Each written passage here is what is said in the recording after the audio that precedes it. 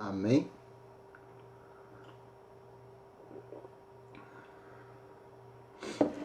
Nove horas, então, graça e paz em nome de Jesus. Vamos começar o nosso bate-papo, amém? Edu, bom tê-la aqui com a gente, show de bola. Agora nós vamos começar então orando para que Deus possa falar conosco e nos dar direcionamento nesse bate-papo que estamos tendo e vamos ter agora, em nome de Jesus, amém? Pai querido e Deus amado, nós te agradecemos pelas tuas misericórdias, pelo teu cuidado, pelo teu renovo. Obrigado, Senhor, porque em todo tempo o Senhor tem cuidado de nossas vidas. Obrigado, Pai, porque o Senhor é bom e tem nos dado a possibilidade de conhecer mais da tua palavra e sermos direcionados mais pelo teu querer. Liberta-nos, ó Pai, da falta de entendimento, liberta-nos, ó Pai, da nossa mesmice, para que possamos ser diferentes daquilo que somos. Cada dia mais parecidos com teu Filho, Jesus. E é no nome dele que oramos. Amém. Amém, irmãos. Então vamos lá. Vamos começar o nosso bate-papo aqui do nosso estudo bíblico, né? Só lembrando, nós estávamos, o tema, na verdade, é dormindo com o inimigo, e nós estamos falando sobre os pecados, sobre tudo aquilo que nos afasta de um relacionamento limpo e correto para com Deus. E o bate-papo agora está no pecado reiterado, aquele pecado que eu não consigo me libertar, que faz parte do meu cotidiano, que costumeiramente ele vem e me afeta. A gente está falando sobre isso, amém? Quando falávamos dele, falávamos do pecado do cristão, né? Que quando o cristão peca, na verdade, ele acaba acenando positivamente para o pecado, e isso é ruim. E ele é como se fosse submisso, ele fosse então... ele voltasse ao estado de escravidão. Isso é ruim. Reconhecer a nossa incapacidade de superar o pecado habitual, isso faz parte do nosso crescimento espiritual. Nós temos que entender que é assim. Por quê? Porque nós não somos santificados pela nossa capacidade. Nós somos santificados...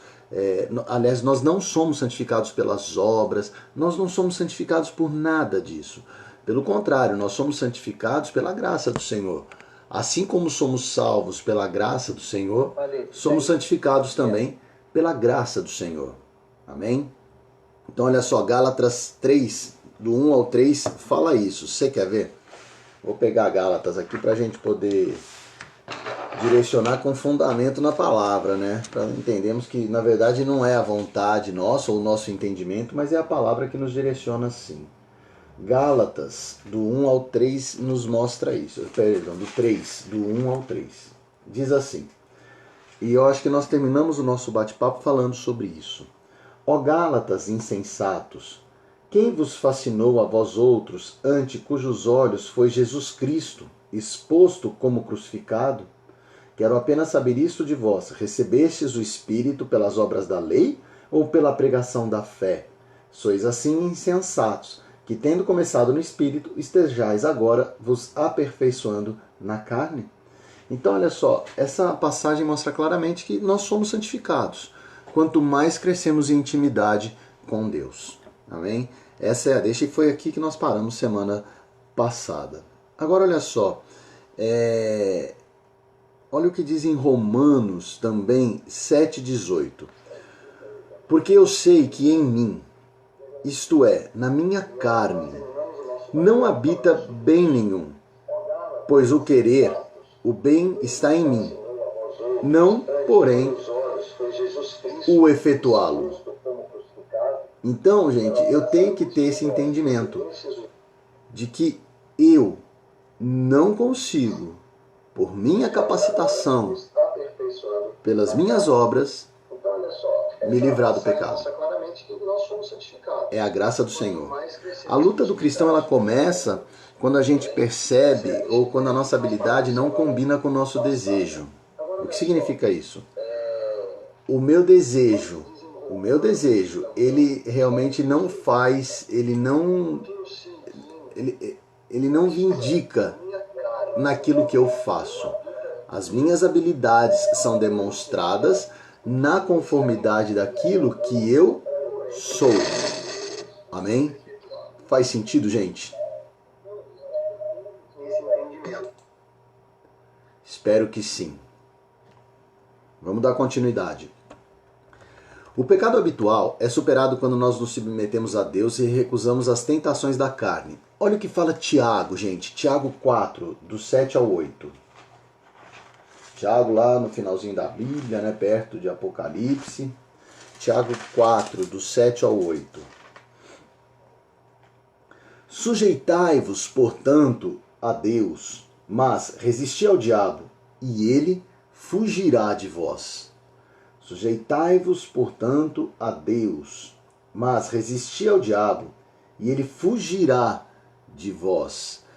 Quando eu tenho essa compreensão, eu sei que Deus vai me aperfeiçoar e vai cada vez melhorar a minha vida, fazendo com que eu saia e fuja cada vez mais do pecado, mesmo sendo um pecado reiterado. Só lembrando, irmãos, que a compreensão que nós tivemos foi que o pecado reiterado é uma coisa muito difícil de ser vencida. Porque aquilo, além de ser um erro, lógico, mas é um erro que se tornou dentro da naturalidade da minha vida. A minha mente, ela ficou cauterizada e impregnada por esse pecado. E aí eu tenho um problema muito sério, porque eu hoje, então, vivo efetivamente aquele erro com constância. É como se, então, aquilo fizesse parte da minha... É como se fizesse, não. Aquela falha faz parte da rotina da minha vida. E isso é ruim. O pecado, então, o mudar de hábitos, ele precisa passar a fazer parte dos meus hábitos. Olha só, Gênesis 39:15. Vou pegar aqui Gênesis 39:15, que a gente vai falar de José. Olha só, Gênesis 39:15. Ouvindo ele que eu levantava a voz e gritava, deixou as vestes ao meu lado e saiu, fugindo para fora. José, ele deixou as vestes, deixou a roupa, deixou os hábitos dele e ele fugiu. Ele deixou sua capa para se afastar do pecado. Quais são as falhas que nós temos com constância e rotina? Quais são as projeções que me afastam do caminhar com Deus? Vamos dar um exemplo. Eu bebo. Eu tenho problema com bebida. E o meu problema é sério, né? Eu não vou passar na frente de bar. Eu vou tentar evitar bares ou ambientes onde eu possa ter uma leve sugestão, um leve convite para bebida. Por quê? Porque aquilo é mudar as atitudes, é mudar os meus hábitos, é fugir daquilo que eu tenho. Mergulhar na verdade do Evangelho, cada vez mais ler a palavra. Ao invés de ir para o bar, eu vou para uma casa de oração, para uma igreja, ou eu vou debruçar na leitura do Evangelho. Eu tenho que ter isso. Olha só, aquele que começou o trabalho em nossas vidas, aquele que nos fez ter uma vida diferente, ele vai dar continuidade nisso. Filipenses fala isso. Olha só, Filipenses 1:6. Vou pegar Filipenses 1:6 aqui.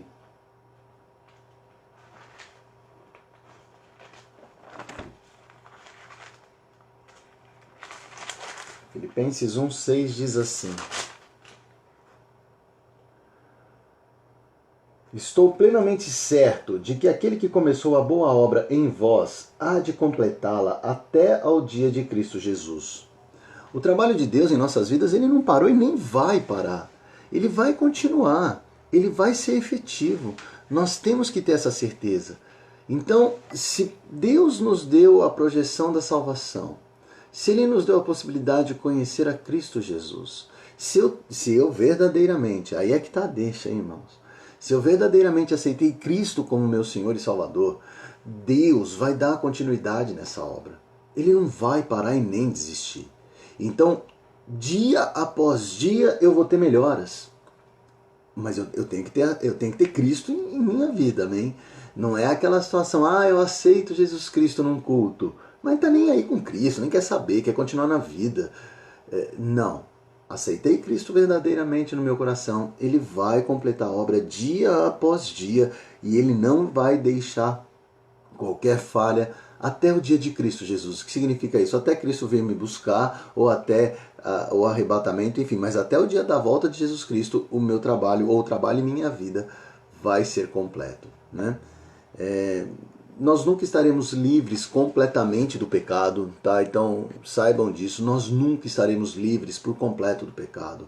é um trabalho, é uma progressão, é uma continuidade, é uma escola onde eu não tenho a certificação aqui. A certificação virá no futuro, virá quando Cristo vier me buscar. Aí sim eu vou ter o meu corpo transformado, o meu caráter transformado em integridade. E aí sim eu vou estar pleno. Amém? O bom de fazer o curso assim é que a gente pode tomar um cafezinho nesse meio tempo, né? Olha só, agora uma coisa é fato. Tudo bem, eu vou continuar vendo o pecado? Não no pecado reiterado, mas eu vou estar sempre deslizando e caindo, nunca sendo 100% conforme manda a palavra de Deus, porque isso é impossível para o ser humano. Tá, eu entendi. Então isso significa que eu posso continuar pecando, tipo pecado reiterado? Ou eu posso dar liberdade para escorregar e pecar, já que eu vou continuar mesmo? Não, não é isso. Olha o que Paulo falou aos Coríntios na segunda carta, no capítulo 5. Deixa eu pegar aqui, 2 Coríntios 5. 2 Coríntios 5,17. Olha só o que ele fala. E assim, se alguém está em Cristo, é nova criatura. As coisas antigas já passaram, eis que se fizeram novas. Qual a deixa de Paulo aqui? O que Paulo estava colocando aqui em nossas vidas? Paulo estava deixando claro e certo que o cristão verdadeiro, ele é uma novidade, ele é uma criatura nova. A partir da aceitação de Cristo, as coisas velhas se passaram, eis que tudo se fez novo. Mas como assim tudo se fez novo? Meu amigo, aonde eu mentia já não minto mais, o cara que bebia já não bebe mais, e assim sucessivo e progressivamente. Em cada falha da minha vida eu vou ser novo, criatura nova, diferente do que eu era antes. Então, se eu sou diferente do que eu era antes, agora não falho mais. Pelo contrário, agora em novidade de vida, caminhando cada vez mais perto do que Jesus espera da minha vida, do que Deus espera de mim. Eu vou deixar de produzir os atos da carne. Olha só, vamos pegar rapidamente Gálatas. Gálatas é uma carta bem interessante, né? Porque ela mostra literalmente quem nós somos. Gálatas 5, inclusive 19. Olha o que ele fala. Aqui, o 5,16, ele fala do fruto do Espírito e das obras da carne. Paulo aqui ele confronta as nossas duas projeções. Olha como ele diz, eu vou pegar o que nos interessa, que é a obra da carne, tá? Aliás, vamos fazer o seguinte, eu vou ler desde o 16 que fala quem é o fruto, ou qual é o fruto do Espírito. Digo, porém, andai no Espírito, e jamais satisfareis as concupiscências da carne. Porque a carne milita contra o Espírito, e o Espírito contra a carne. Porque são opostos entre si, para que não façais o que porventura seja do vosso querer. Mas, se sois guiados pelo Espírito, não estáis sob a lei. Então aqui está tranquilo, Paulo mostrou claramente, olha, a carne e o espírito. A carne é a minha natureza e o meu desejo, o vagninho, aquele cara que deseja caminhar sempre para o erro. Essa é a minha natureza. E a tua também, viu? Não pense que isso é um privilégio meu, é o nosso, é a nossa natureza. Tá. Só que daí ele vem e fala do Espírito. Que Espírito? O Espírito Santo, aquele que agora habita em mim e me faz ter um contato direto com o Pai. Tá tranquilo, tô entendendo. O que ele me diz? Qual é a deixa que ele me traz? Ele me diz o seguinte, que um luta contra o outro. É assim, é um contra o outro, nós não temos como ter o direcionamento. Vai ser sempre a minha carne lutando contra o meu espírito, a minha carne lutando contra o meu espírito, e assim sucessivamente. Tranquilo.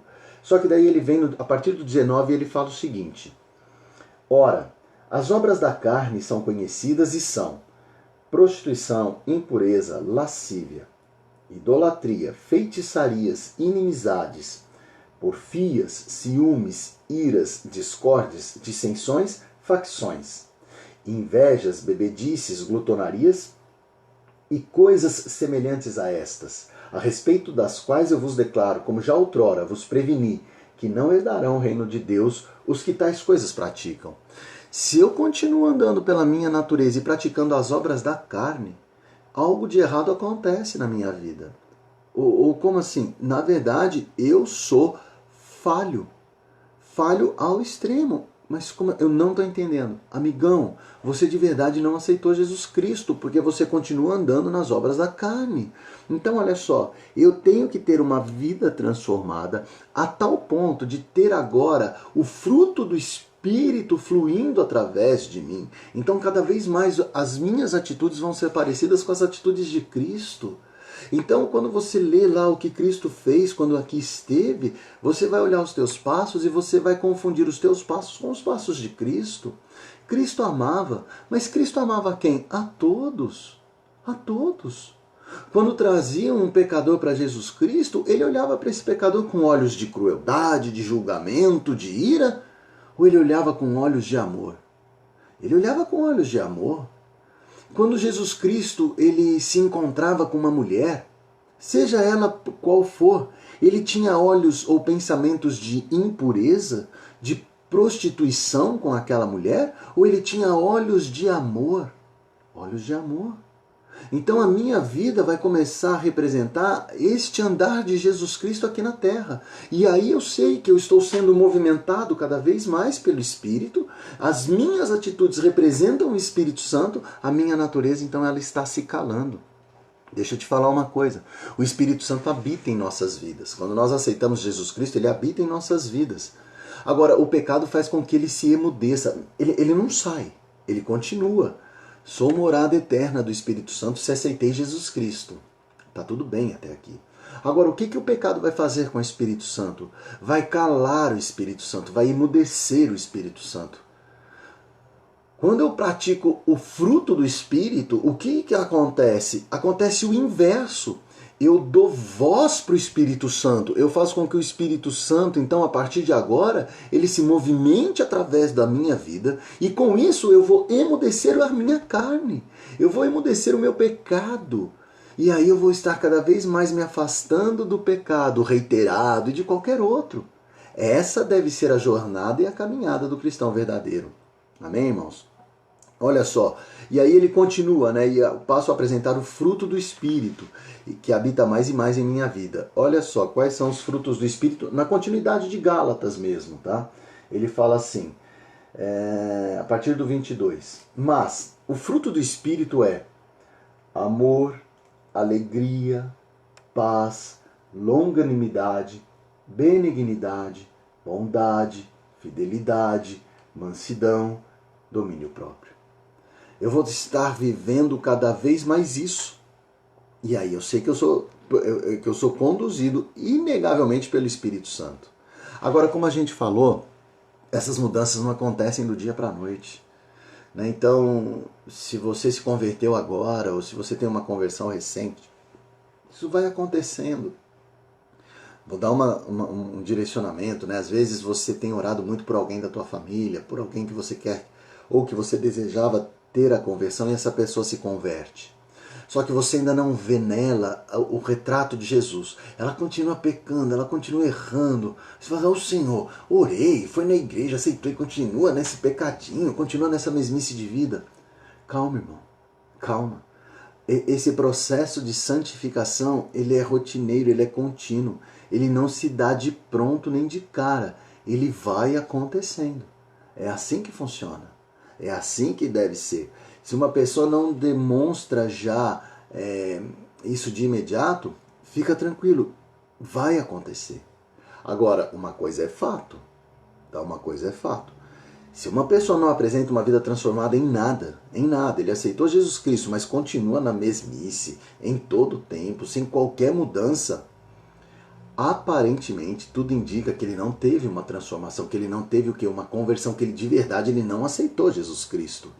Mas por que você está falando isso, Wagninho? Bom, vamos lá.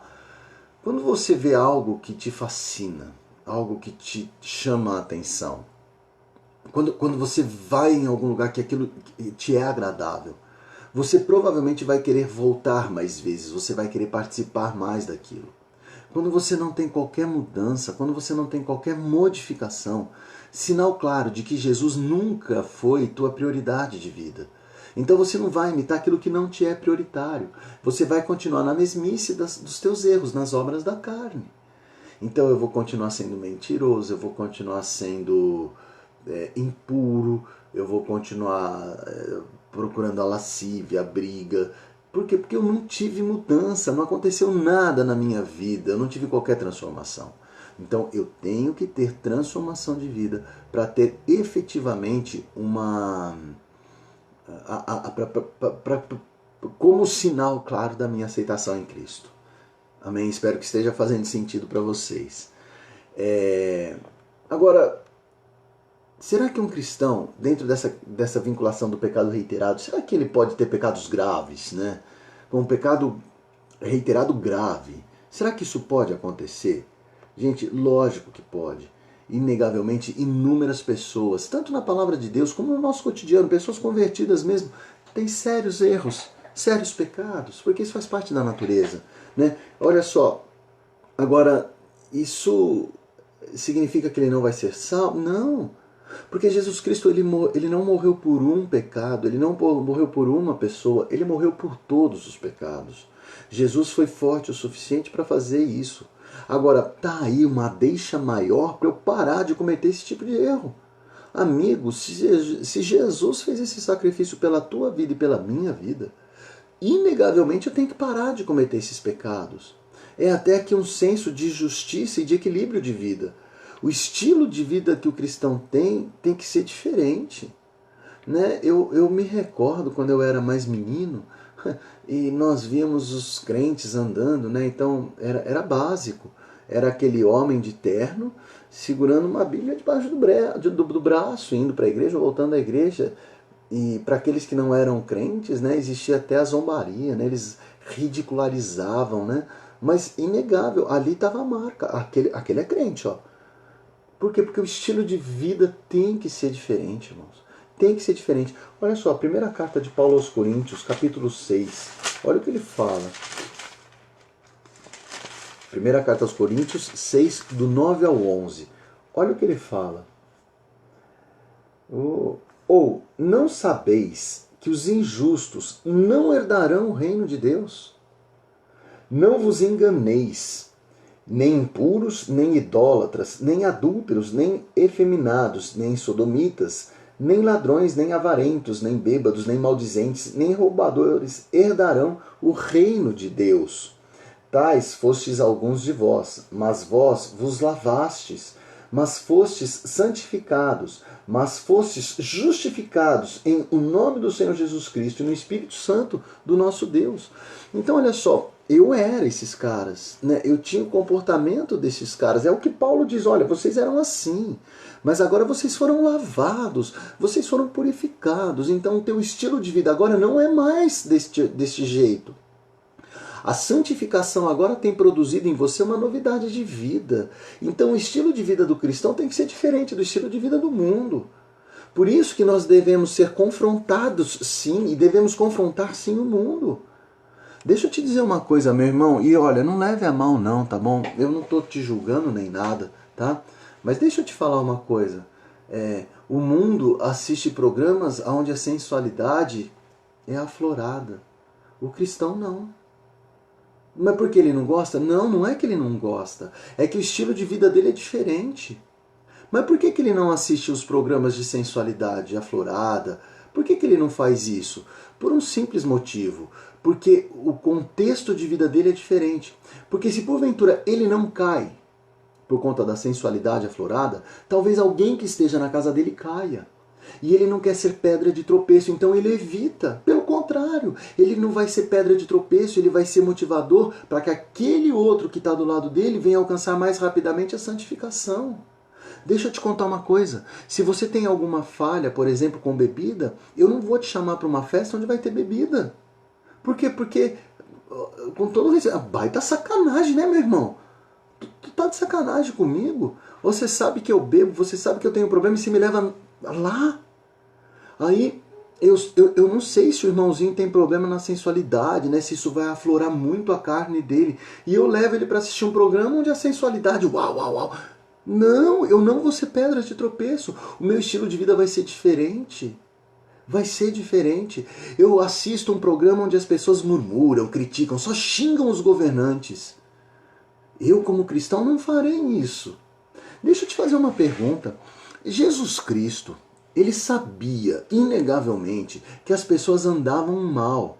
Aliás, andavam de mal a pior.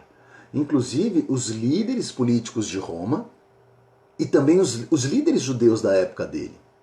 Agora, me diga, quando Jesus ofendeu publicamente algum deles? Xingou, esbravejou? Não. Jesus Cristo, ele tinha princípios de vida e ele caminhava segundo esses princípios. O que ele dizia era: porquanto continuarem no pecado e no erro, não herdarão o reino dos céus. A hora do arrependimento chegou, arrependam-se. E eu estou aqui, vem comigo. E era assim que Jesus Cristo fazia e falava. E olha só, por quantas vezes ele esperou para que a pessoa se arrependesse? 70 vezes 7.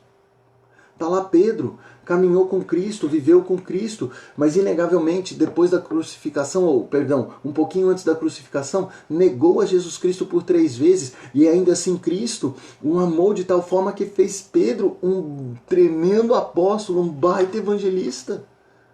Então, a minha atitude deve ser igual. Então tem aquele programa que fica criticando, maldizendo. Não vou assistir. Por que você não vai assistir? Porque não me agrega em nada. Vou buscar as informações, mas sem participar da murmuração, do questionamento. Pelo contrário, tendo as informações, vou orar. Vou orar para que os meus governantes sejam sinceros. Vou buscar. É isso mesmo, aqui o Natan compartilhou a frase, devemos nos santificar mais e mais. É isso mesmo, Natan. Então eu vou me afastar daquele irmãozinho que só murmura, que só fala mal. Eu vou me afastar daquele irmãozinho, ou daquele programa, ou dessas questões que me direcionam para as obras da carne. Vou me afastar. Ah, mas eu não caio, então eu posso assistir. Glória a Deus pela tua vida, mas talvez tenha alguém do teu lado que caia. E aí não seremos nunca pedra de tropeço. Pelo contrário, seremos literalmente confundidos com o nosso general, que é Cristo. Amém? Olha só, nós podemos até listar coisas que são identificadas nos versículos 9 e 10 aqui dessa primeira carta aos Coríntios, mas agora eu sou diferente. Agora eu não sou mais.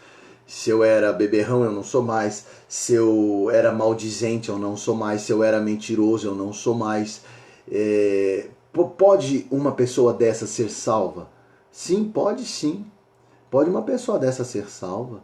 Pode sim um beberrão, um adúltero, um homossexual, um molestador de crianças ser salvo? Sim, ele pode. Agora, uma pessoa que vive em vida de pecado contínuo, então olha só, ele sabe que aquilo é errado, e ele continua praticando. Algo de errado tem, irmãos. Algo de errado tem. Quando você se torna um cristão verdadeiro, a nossa vida tem que mudar. Pode até demorar, como nós falamos, não é da noite para o dia. Mas vai ter uma mudança. Em nome de Jesus, tem que ter uma mudança. Para que eu possa então representar agora, no mundo, o caráter de Jesus Cristo. Em nome de Jesus, amém? Qualquer pessoa que esteja vivendo um estilo de vida pecaminoso e afirma ser um cristão, ou ele é um mentiroso, ou ele então vai experimentar o julgamento e a disciplina de Deus. Olha só, vamos ler aqui Hebreus, capítulo 12. Tá? Então vamos lá ler Hebreus,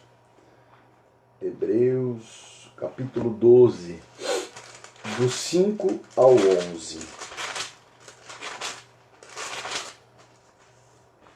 Olha só.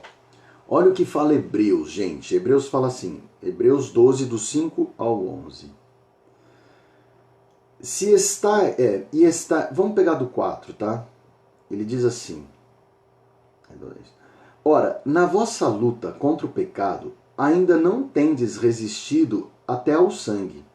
E estáis esquecidos da exortação que, como a filhos, discorre convosco. Filho meu, não menosprezes a correção que vem do Senhor, nem desmaies quando por ele és reprovado.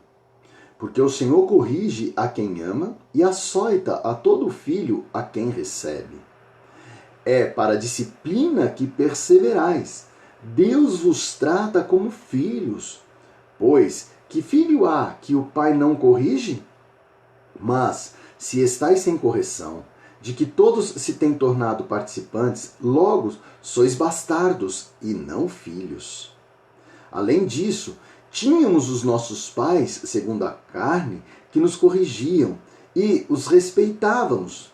Não havemos de estar em muito maior submissão ao Pai espiritual? E então viveremos. Pois eles nos corrigiam por pouco tempo, segundo melhor lhes parecia. Deus, porém, nos disciplina para aproveitamento, a fim de sermos participantes da sua santidade. Toda disciplina, com efeito, no momento não parece ser motivo de alegria, mas de tristeza. Ao depois, entretanto, produz fruto pacífico aos que têm sido por ela exercitados, fruto de justiça.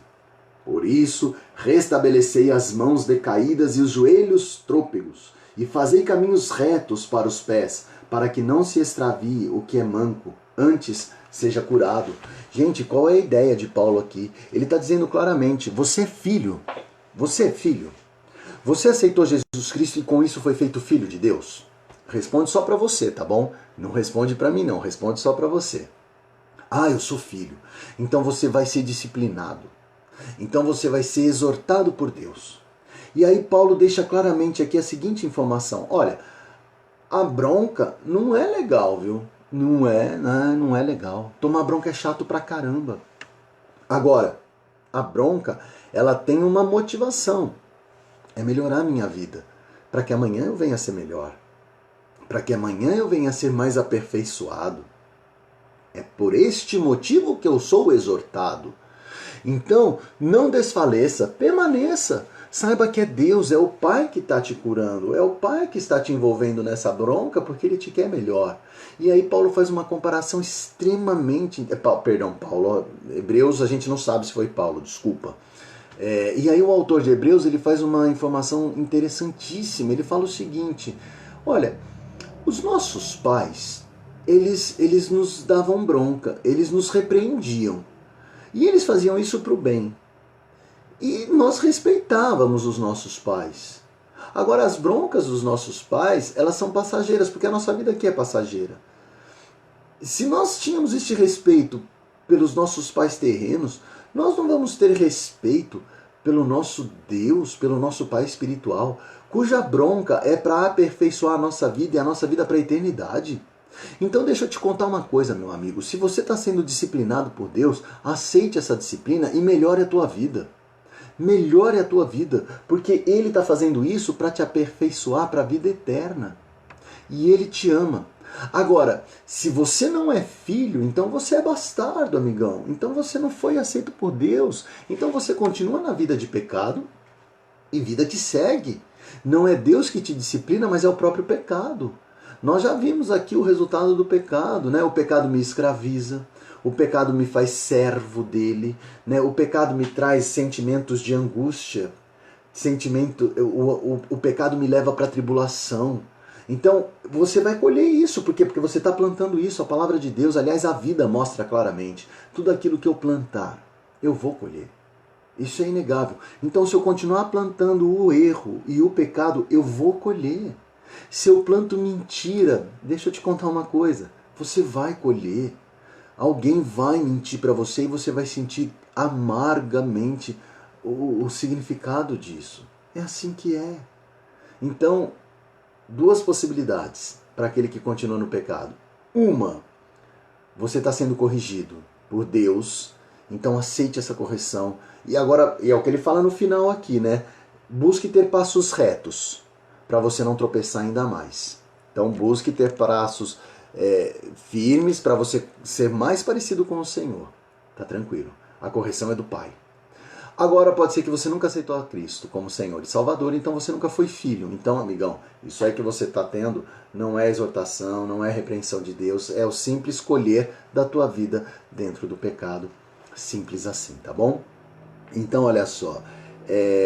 Diferença entre pecador incrédulo e pecador crente, né? Então esse fato é legal e a gente já está quase terminando o pecado reiterado. Hoje a gente termina. Olha só, pecado incrédulo, ele ama.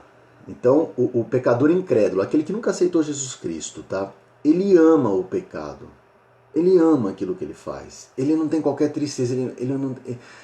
Para ele tá tudo certo, é gostoso. Quero de novo porque é muito bom. O cristão que peca, ele odeia o pecado. Ele até está cometendo, mas ele sabe que aquilo é e aquilo está maltratando ele, mas de tal forma que ele tá buscando de todas as formas sair daquilo. Diferença de um de outro. Outra diferença.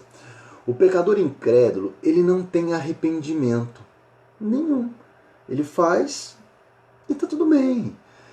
Se porventura vier algum dissabor, ele vai tentar resolver com a força e capacidade dele, mas ele não se arrepende, porque no segundo seguinte ele vai estar continuar e sem qualquer sentimento. Não, está tudo certo. O pecador cristão, ele se arrepende. E nessa busca do arrependimento, ele vai buscar uma mudança de vida. Tá? Então ele vai buscar um amanhã diferente. O não incrédulo que peca, ele não confessa. Ele não declara, ele fala, era pecado? Sério? O pecador cristão, ele confessa, ele fala, olha, pequei. Realmente pequei, estou arrependido e quero uma mudança real e verdadeira de vida. É assim que funciona, né? O pecador incrédulo, ele, por amar o seu pecado, ele deseja praticá-lo o mais rápido possível novamente.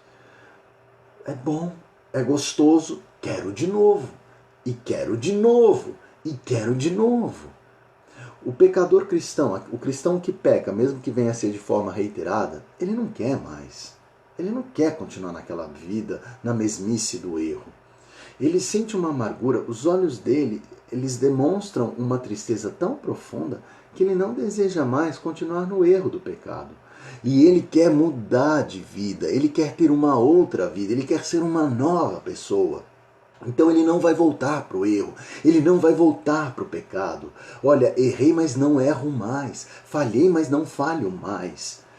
Pode ser que na manhã seguinte ele volte a cair no erro. Lembra? Nós estamos falando aqui do pecado reiterado, daquilo que era um hábito, um cotidiano na minha vida. Então, eu errei e não quero mais. Puxa, mas pequei. Errei. Errei. E agora? Mas eu estou tão arrependido, eu não quero mais. Mas pequei de novo. Lembrem-se, a transformação e a santificação do cristão é um processo. Não acontece da noite para o dia. É um processo. Um pouquinho melhor hoje, um pouquinho melhor amanhã. Teremos um dia onde ele vai conseguir se afastar do pecado reiterado. Mas essa é a deixa. O pecador incrédulo, ele não se arrepende e ele deseja voltar mas rapidamente para o pecado. O pecador que é cristão, mas erra no mesmo pecado, ele se arrepende, ele deseja uma mudança de vida. Não quero mais, não vou fazer mais. Preciso ter uma mudança na minha vida em nome de Jesus. Ele vai buscar essa mudança. O pecador incrédulo, ele crê que as forças que ele tem, ou ele crê que a capacidade dele é o suficiente para ele dar continuidade na vida, para ele se livrar do pecado, para ele ser uma nova pessoa. Tá tudo certo, não tem problema nenhum.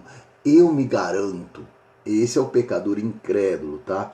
O cristão que peca, ele sabe que ele não tem qualquer capacidade para vencer o pecado. Ele é infrutífero, ele é incapaz, pelas forças e pela capacitação dele, de vencer o pecado. E ele vai buscar em Deus a solução para aquilo. Por isso que eu falei para vocês, olha, a mudança de vida, a transformação de vida do cristão é aquela onde ele vai buscar, então, olha, eu bebo, tá? O beber aqui, eu sou alcoólatra, eu bebo até ficar zureta mesmo. E isso é ruim, tá? Eu não vou fazer mais, então eu não vou passar mais no bar. Puxa, mas os meus amigos estão me chamando. Eu vou dar um exemplo, tá? Claramente falando. Futebol, que particularmente para mim é o meu ambiente. E eu que sempre jogo com pessoas que têm liberalidade para bebida e bebem mesmo. Pô, os caras vão me chamar para futebol. Enquanto eu não conseguir controlar efetivamente a minha vida, eu não jogo futebol. Eu não jogo futebol. Testemunho rápido da minha conversão e do meu processo de mudança nessa área, tá bom? Quando eu me converti, que eu bebia, eu ia jogar bola e ficava lá até tarde bebendo todas. E eu me converti, eu vi que eu precisava parar de beber. A minha primeira atitude foi, o meu primeiro pensamento, não vou jogar bola. Não posso jogar bola, porque lá eu fico muito próximo da bebida. Então, qual é a minha alternativa? Não jogo bola. Mas aquilo começou a me maltratar de tal forma que eu não entendi. Eu falei, mas como assim não joga bola? Eu tenho que ser forte o suficiente para poder jogar bola e não beber. Então, o segundo passo, né? Eu fiquei alguns dias sem jogar bola, mas o segundo passo, vou jogar, mas vou terminar o jogo e ó, vou correr, vou embora, vou fazer que nem José, largar até minha roupa e vou embora. E é assim que eu fiz. Até ter condição de ir para um jogo de futebol, jogar meu futebol, ficar conversando com aquelas pessoas sem beber. Sem beber. Por quê? Porque eu sei que se eu tomar um copo, o negócio talvez fique feio. Então hoje eu consigo ir jogar bola, não tem problema nenhum. Fico lá conversando, né? É o que nós chamamos, fico na resenha, dou risada, mas não bebo. Não quero beber, não vou beber. Por quê? Porque eu sei que se eu beber, eu vou falhar, eu vou cair. Então essa é a ideia da situação. Agora, em tudo isso, e por quanto lá eu estou, eu fico pensando e falando com Deus. Senhor, me capacita, me muda, muda o meu ser, muda a minha vida, que eu não caia na tentação, que eu não dê vazão para a tentação e ela se torne pecado. A tentação tá lá, tá? Eles estão bebendo, tal, tá todo mundo bem, mas me livra para não cair na tentação. E aí Deus vai gerenciando mecanismos para me livrar dessa falha, desse erro, desse pecado. Eu tenho que ter isso. Olha, eu não posso considerar a última diferença que eu listei aqui entre o cristão que peca e o pecador incrédulo, tá? O incrédulo, ele não considera o quanto ele pode pecar e ainda ser considerado um cristão. Então ele não está nem aí, ele fala assim, olha, eu posso continuar pecando, tranquilo, eu não considero isso daí, não tem nada a ver uma coisa com a outra, tá? Eu sou crente sim, sou salvo sim, mas posso continuar pecando. Pensamento do pecador incrédulo. Pensamento do pecador cristão. Eu tenho que evitar até a aparência do pecado. Eu tenho que evitar a aparência do mal. Até ela eu tenho que evitar. Até dela eu tenho que fugir. Eu não posso ser confundido com o mal, com o pecado. Então olha só, o pensamento do incrédulo é tanto faz, eu sou salvo, posso pecar, não tem problema nenhum. O pensamento do cristão que quer uma mudança de vida, cara, eu não posso ser confundido com o pecador. Eu não posso ser confundido com o erro. Eles não podem ter essa dúvida a meu respeito. Então, essa é a distinção. Sabe, meus irmãos, Deus, Ele é constante. Deus é o mesmo ontem, hoje e amanhã. Deus não muda. Ele não muda. A palavra dele é a mesma. Os privilégios dele são os mesmos. Deus não muda. Até aqui está tudo bem. Agora, o que muda? Quem muda? Somos nós. Deixa eu te falar uma coisa. Se você é salvo, salvo és. Não pela tua capacidade, mas pela graça do Senhor. Glorifique a Deus por isso. Você é salvo. Agora, que você saiba que você é salvo pela graça. E que você pode buscar uma santificação. Atos longe e distantes do pecado. Não pela tua capacidade, mas pela graça. Pela graça você é salvo e pela graça você é santificado. Pelo poder do Senhor você pode buscar uma santificação de vida. E aí você vai conseguir sim se afastar do pecado reiterado. Você vai conseguir sim se afastar do pecado repetido. Você vai conseguir sim se afastar da mesmice do erro. Você será uma pessoa cada vez melhor e cada vez mais estruturada no Senhor. É isso mesmo, a Rose está falando assim, temos que manter o Espírito Santo em nós. É isso. É manter o Espírito Santo, é ter o fruto do Espírito na minha vida, sinal que o Espírito Santo me conduz, não mais a minha carne. Como isso? Como eu consigo viver Gálatas, né? O fruto do Espírito? Você consegue viver Gálatas por quanto mais a Deus você pedir, por quanto mais da palavra você se ater. Então, ao invés de ficar no campo bebendo, que eu volte, já que eu quero jogar futebol, e tudo bem por isso, que eu jogue meu futebol, mas que eu volte rapidamente para casa para me abastecer da palavra de Deus. Que eu esteja andando em constante oração, que eu esteja andando em constante intercessão, que eu esteja andando em clamor. Né? Falávamos sobre jejuar esses dias. O que é o jejum se não se abster de todas as coisas para somente se entregar para o Deus Todo-Poderoso, sabendo quem Ele é e o que Ele espera de mim? É essa a ideia. Então o pecado reiterado, ele existe na vida do cristão? Infelizmente existe sim. O pecado reiterado existe, nós temos sim a consciência de que ele faz parte da nossa vida, mas em nome de Jesus eu estou num processo de transformação onde amanhã eu não terei mais este erro. O pecado reiterado será tirado, eliminado da minha vida em nome de Jesus. E mais dia e menos dia eu estarei sendo confundido com os passos do meu mestre, meu Salvador Jesus Cristo. Meu irmão, que você tenha absolvido da melhor forma possível, não por mim, porque eu sei que se você ficou só me escutando, demorou ou você não entendeu nada, porque eu sou falho. Mas que a palavra de Deus tenha sido tenha fluído na tua vida, amém? Que você tenha absorvido os versículos e se atenha neles, estude sobre eles, para que por eles você venha a ter uma transformação de vida, amém? Que o pecado reiterado não faça mais parte do nosso cotidiano. Que possamos então vencer tudo isso em nome de Jesus, amém? Que possamos ter uma vida plena no Senhor, sabendo que em Deus e com Deus somos muito mais do que vencedores, amém? Eu gostaria de orar com vocês agora para terminarmos o nosso bate-papo de hoje. Foi muito bom estar aqui com vocês. Pai querido e Deus amado, nós te agradecemos pelas tuas misericórdias, porque em todo tempo tem cuidado de nós. Guarda-nos, Senhor, para que tenhamos discernimento das coisas do mundo, para que venhamos a nos afastar delas, para que tenhamos, ó Pai, a consciência de buscar mais e mais em Ti, que a Tua palavra venha servir em nossas vidas, que as pessoas nos confundam com o nosso Mestre General Jesus Cristo. Guarda cada um, Senhor, que tenhamos agora um culto abençoado em nome de Jesus, uma semana vitoriosa em nome de Jesus e uma vida plena em Ti, em nome de Jesus. E é por Jesus que oramos. Amém. Irmãos, fiquem na paz do Senhor. Obrigado, muito bom estar aqui com vocês. Vocês são fantásticos, viu? Agradeço a Deus pela vida de cada um de vocês. Que vocês tenham agora um culto maravilhoso em nome de Jesus. Que vocês tenham um culto agora abençoado em nome de Jesus. Sigam na paz do Senhor, firmes no andar reto, conforme Ele nos direciona. Amém.